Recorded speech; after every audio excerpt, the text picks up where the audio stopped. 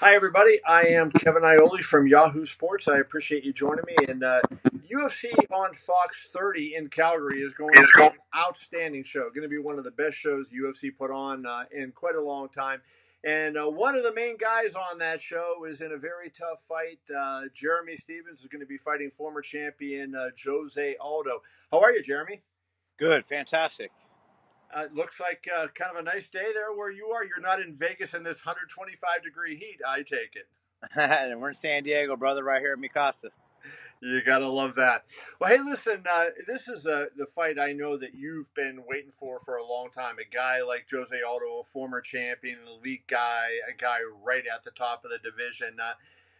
How eager are you? I know you wanted to fight at UFC 226, and we'll get into this, but how eager are you to prove yourself against a guy of Aldo's caliber? To me, it's just another fight. It's just me going in there, doing me, giving myself 110%. We're expecting the best Aldo to show up, and we're prepared. We're ready to rock and roll. I've I've I've prepared this for my whole life. It's another fight, and we're ready to rock. We're gonna put an ass whooping on this dude. What is the difference now, do you think, Jeremy? You've always been an exciting fighter. You've got a ton of performance of the night, fight of the night, all those kind of things. But you win a couple, lose a couple. You're on a three-fight winning streak now, and it seems to me a little different. It seems like maybe you finally put all the pieces together to take all that talent you have and become a star. What do you think the difference is between you now and earlier versions of yourself? Uh, been saying this earlier in interviews is that, I was 50-50 with Alliance, 60-40, 70-30. And what I mean by that is I had other coaches that I was getting pulled to, and that I was allowing myself to be pulled in another direction. So I was always fighting myself in my head and not really as clear and laser like focused. Once I push all that shit to the side, I got on board with Eric, and I hashed everything out. And Eric Del I've, Fiero, we should. Eric Del Fiero, my head coach at Alliance, he's a guru. And once I fully committed to Eric Del Fiero and Team Alliance, I've cut out so much shit that was just really unnecessary, and it's really helped my growth and my development, and just allow me just to be me. I've always been able to fight and do the things that I've been able to do, but fully committing and making those changes and being on board with just one head coach, it's really made a tremendous difference. And if you look at those last performance, it's been like over a year since I made that move. It was after the Moicano fight that I made all them changes, and I went back to Alliance, and it was the best thing that happened to me. And if you look at any performance after that, it's just been crucial performances, lightning bolt performances, and putting people away. And that's just part of my potential. I really feel like the UFC and my best fight is still yet to come. And we're hoping Jose pulls up 110%, because we're prepared for everything. And as long as I give 110%, this dude's gonna be painted on the canvas. It turned around really for you, I think, in that fight with Gilbert Melendez. I mean, that was a dominant performance against a guy who historically had been very difficult to beat. He did not lose too often, and he did not lose too often in the manner in which he did. I mean, you kicked his leg apart. What did that win do for your confidence? Because I know you go to Del Fiero and you say, hey, harness all my talent. But until you actually do it, and do it against an elite guy, you wonder. Once you did that against Gilbert, what was the change in you, do you think? Well, it was after that Moicano fight that I went back to Alliance, and it was just all that preparation that I did before there. I know my capabilities and what I can do. I can knock out any man on this planet, and I truly believe that. And I've been known to put people out.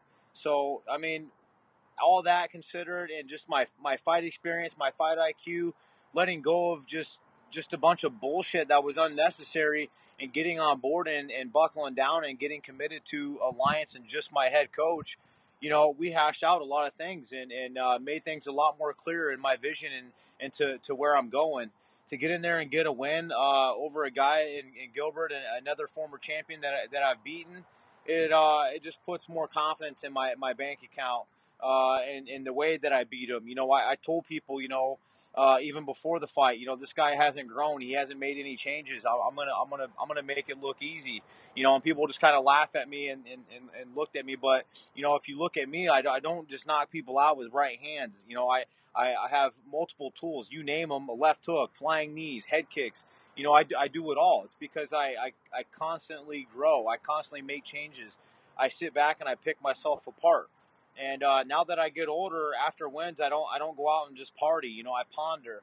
How do I get better? How do I make changes? And if I'm good in one area, how's that going to contribute into my life outside of fighting?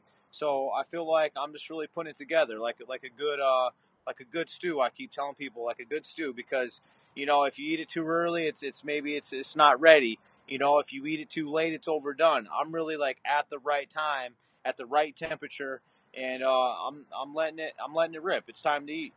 I wrote something in February right before you fought Josh Emmett, and I got a lot of heat for it, but I stand by it. I want to read you two paragraphs that I wrote and ask you a question about it. I said, Stevens is a charismatic guy who doesn't shy away from the spotlight, even in an up and down UFC career. He's always been a fun guy to watch.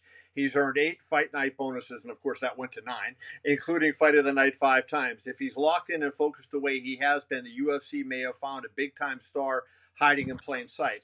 And you, of course, went out there and knocked out Josh Emmett in another great performance to win your third in a row. My question is this: the guys like that become the big stars, and of recent vintage, John Jones, Ronda Rousey, Conor McGregor, they seem to have that knack to do this, to talk and to generate publicity for themselves that put them over the top. That's the one thing that's difficult for a lot of guys. And are you good with that? Having to do that, having to get out there and kind of do all that talking that it takes to sell pay-per-views and get people to want to buy tickets to see you?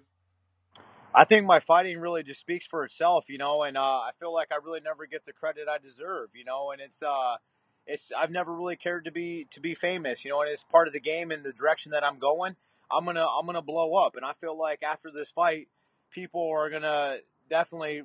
I'm gonna go down in history, and this fight's just gonna be just another little mark on the history books. I plan on taking this guy completely out and dismantling him. And, people are going to go back and talk about that for a long time. Other than that, I don't really worry about things that's out of my control. Like I went back and said, Connor may have made a lot of people laugh about the whole joking around, like, who the fuck's that guy? But I was telling you the fucking truth. I'm telling these people the facts. It's just people don't really want to hear the truth because the truth hurts. Is that, this guy TKOs people. When I knock people out, they don't fucking move. And was I lying when I said that? I mean, how many people have been on the canvas not fucking moving, and they've had to go into extra commercial time because they're like, damn.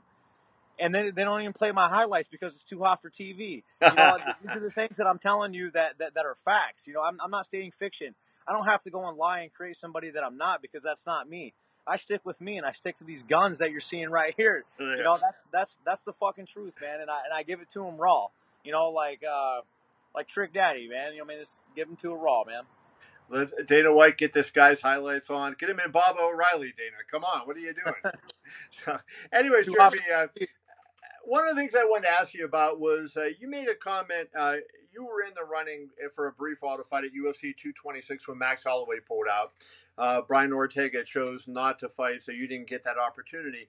And you kind of made a derogatory comment about Aldo, where you said, he's already, lost a few times, and he's not the same guy. Normally, fighters don't say that about other fighters.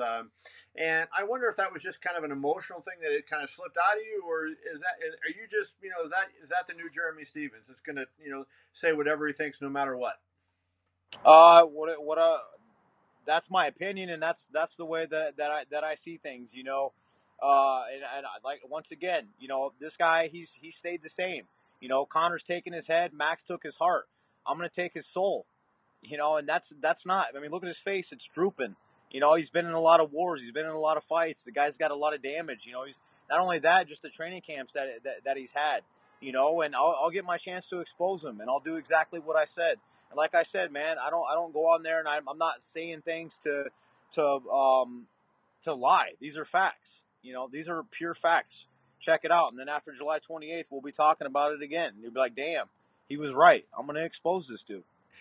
Let's talk a little bit, if we have a chance, about Brian Ortega. You had the opportunity. Frankie Edgar and yourself both stepped up. Was it basically 48 hours notice to fight him for the what would have been the interim featherweight championship, and he chose not to. And you had a lot to say about that. And one of the things you said was, "Shut up and fight. Nobody caring about your hair. Nobody caring about what type of flying moves you're doing. I don't give two shits about what you do. Let's fight." And I know that was Dana White's philosophy, and there's a segment of the fan base. But don't you think, Jeremy, that the fans deserve two guys at that level that have trained for each other and trained the entire camp to prepare to be the best they can be against each other? Man, that's this guy was training for a striker and Max anyway. He was prepared to fight. His best chance of beating me was then and now. What do we sign contracts for in this business? To fight. So why aren't you fighting? Mm-hmm. You want to complain about, I didn't make money. Well, Skip, you did interviews. I'm doing this interview for free. I ain't getting paid for this. You know what I'm saying? Like, just because you promoted a fight doesn't mean you're gonna get money. Like, quit bitching. Like, you signed a contract to fight. You got offered a fight. Your best time. I ain't going anywhere. He ain't going anywhere. Aldo, he had his two shots and he's lost. So I'm really the next guy in line. I stepped up. Your best chance to beat me was probably at that time where I had to dehydrate myself and where my coach was sick. Once again, I'm stating facts here. That ain't fiction. Like, this is the fight business. Dana makes you sign contracts to fight, not to promote a fight. Like, come on, man. Like, this is the third time you've been offered and heard my name come up. Like, Mr. Long Hair is fucking scared. That's what it is, dude. I mean, he's ducking and dodging me, but at the end of the day, my focus was, hey, I was getting the opportunity. Fine, I could have taken it, or I took it. He could have taken it. He didn't. So that's not my problem. I don't know Brian Ortega personally. I don't really give a fuck about him, and I'm fighting a completely different dude. And that's where my focus is at, is July 28th. Whether Aldo shows up or if they want to put in a last filament, my obligation and what I signed was to fight July 28th. You can just put a body in there. That's all I want. A body for me to beat up on. That's it. I'm going in there. I'm getting a win, and I'm going home paid. And that's how you get the job done. This is a new era with these guys. They're picking and choosing their fights, and ever since Connor's came in and done it, Connor, the credit to him, he's actually went in there, talked shit, said everything he was going to do, and did it. And he did it by fighting. Right. He didn't do it by being a character. The dude is a character, but the dude can fight. If anything, learn something about Connor. Fucking step up and fight. Learn something from me. I stepped up January, February. I could have easily been like, nah, man, like, I'm good. I already made a good significant amount of money, in 2 fights back to back. Now I'm over $500,000. I told people at the beginning of the year, this is going to be my $1 million year. We're already more than halfway over. I mean, let's go. I mean, what did we sign up for? Answer the question. What did we sign up for when we go to Dana White? And people bitch about their contracts, but what's the name on the contract? Fighting. Fighting in your name. Like, let's go. Well, let me just end this discussion with this question then. John Jones, I think, was the guy that, made this popular. He chose the infamous UFC 151 not to fight Chael Sonnen. And I don't think there was anybody on the planet that thought Chael Sonnen was going to beat John Jones at that point. And Jones chose not to fight him. At the time, you were in the UFC at the time. Did that move surprise you when he did that? Like, were you shocked that John wouldn't say, yeah, I'll fight Chael Sonnen? Yeah, I mean, I was absolutely shocked. I mean, John Jones got all the talent in the world. He's got all the name. Everybody has the reasons of why they don't fight, but, at the end of the day, they fought. It's the fight business, and I don't know, who knows if John Jones got paid or not. I mean, he's doing way better than me and Ortega. He's making probably twice as much in 15 minutes than we do in 15 months, honestly. But, I'm me. John Jones is him. Ortega's him. Jose Aldo's himself. Everybody's different in this game. But at the end of the day, this is the fight business. You have to fight to get paid. This is it. This is probably one of the very few careers it doesn't last forever. And we don't make millions and millions of dollars. Even though we're getting tested like we are, we're not making millions and millions of dollars like some of these guys. So if you want that, you have to fight. And the more often you're fighting, and the more chances that you're putting yourself in there and winning and building your fan base, more money you're going to make. Let's wrap this interview up on this. Let's assume a win on July 28th at UFC on Fox 30. You've beaten the great Jose Aldo. Where do you go? Who do you call out in the ring that night? I'm just gonna go in there and do my job, man. I've me calling out people doesn't really work, so I don't focus on that. I'm going in there. I'm gonna put an ass whooping on this dude, and we'll talk about what's next after that. Do you get jacked up, when you look at this show and you see so many great fights on the card? I mean, you always bring it, and I've said that many times. But when you look at other, Alvarez versus Poirier, you got so many fun fights on this show. Does that get the other fighters on the card jacked up to say, hey, I got to hold up my bargain? Nah, not really. I just do me, my man. I don't worry about them. Them guys ain't paying my bills. My focus is staying strict on my diet, making sure that I'm doing everything in my preparation to go and give the fans what they come for. Which is a fist fight, giving myself 110%, so that no matter what, win or lose, I can go back and be like, you know what, I gave it my all.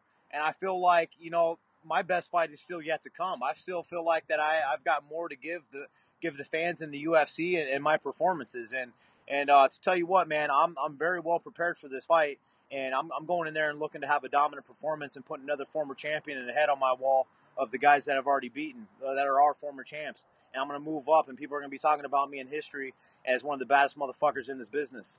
Well, I said it. I said it in February that this guy could become the next big star of the sport. He beats Jose Aldo on July 28th at UFC on Fox 30, and I'm pretty much right there.